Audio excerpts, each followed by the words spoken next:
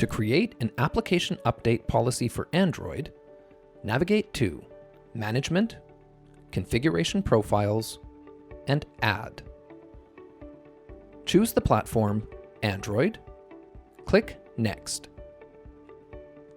From the list of configuration profiles, choose Application Update Policy and click Next. From the drop-down, choose whether your application updates should be installed immediately with high priority or postponed by 90 days. We'll choose High Priority and then click Next.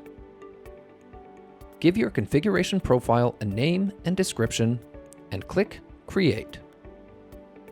You have now successfully created an application update policy for Android.